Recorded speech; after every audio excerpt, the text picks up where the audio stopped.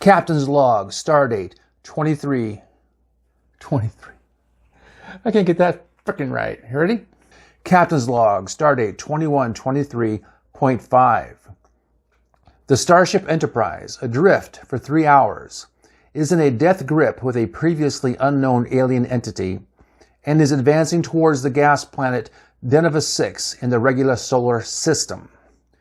Enterprise helm controls have been locked, rendering the ship unable to steer clear of the planet, leading it under gravity to the planet's core.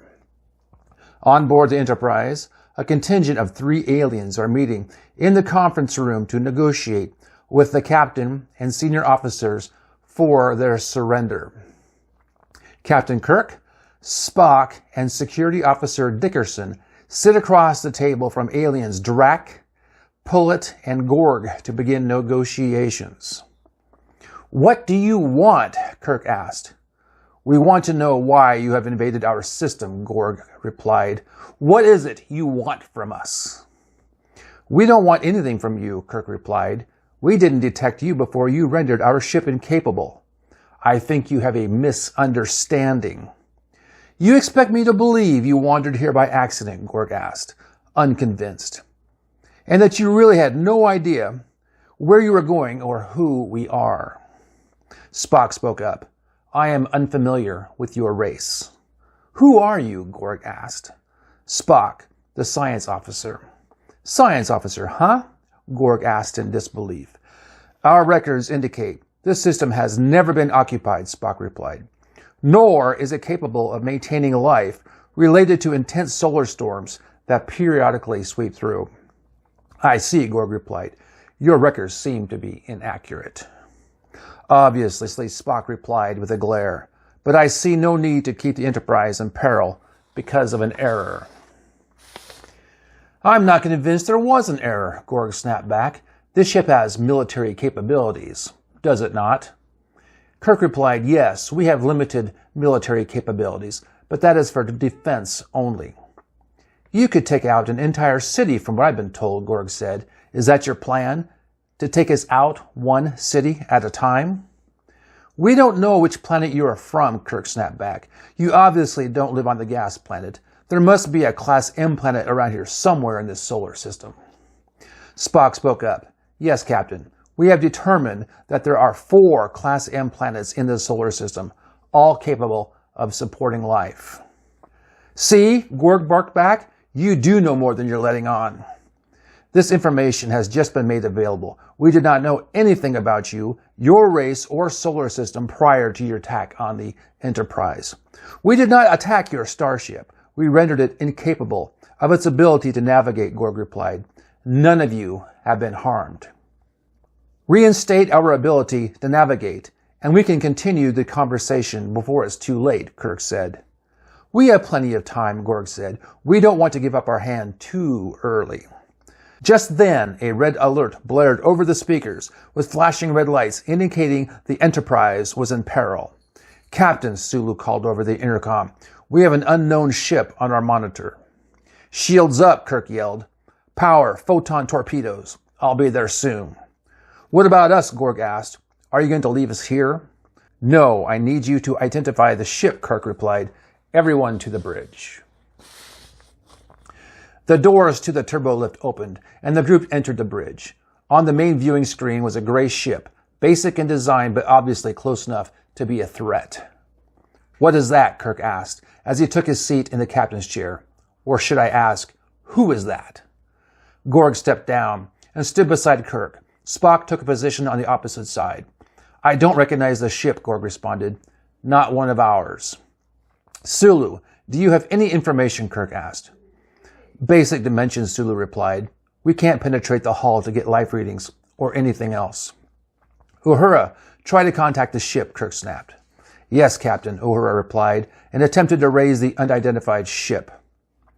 Kirk turned to Spock and asked, "Any ideas?" "They obviously have an interest in us," Spock replied, "but I have nothing to go on." Gorg spoke up. "Can you enlarge the image?" Sulu pressed a button, and the ship filled the screen at the front of the bridge. There were two small symbols noted on the right and the left sides of the craft, but nothing that identified the origin of the ship.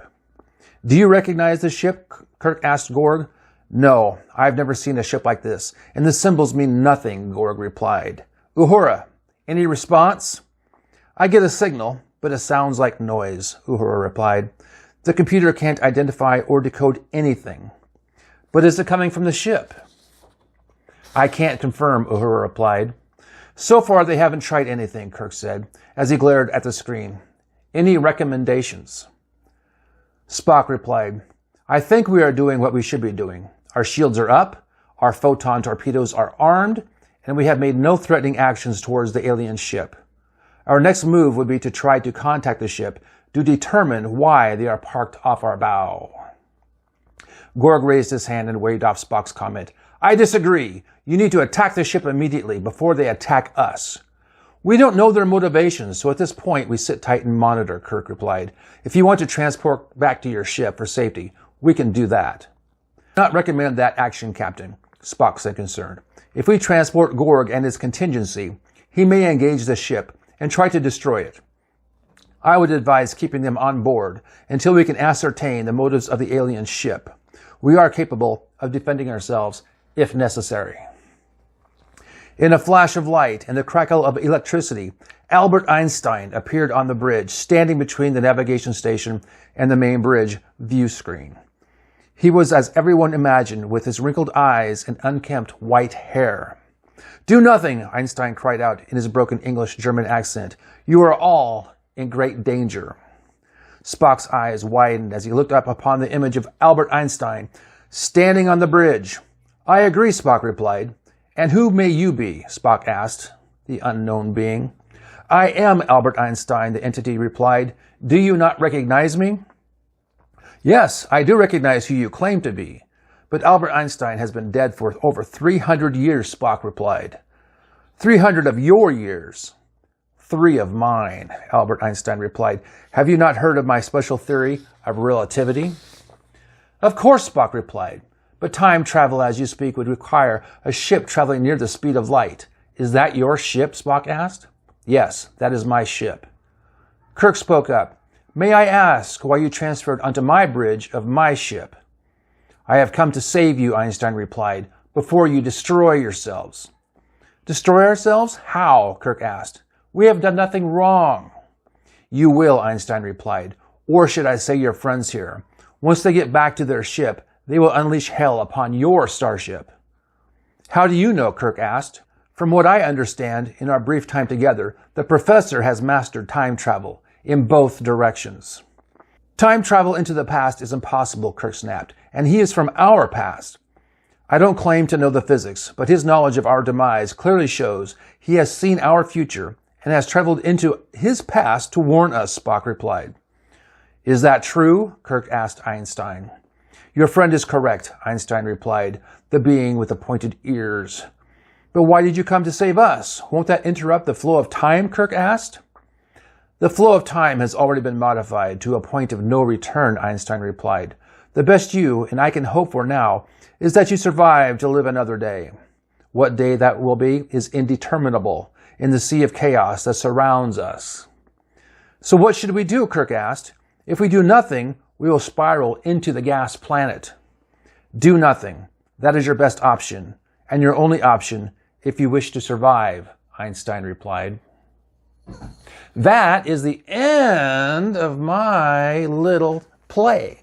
I hope you enjoyed it. I did. I think it was cool.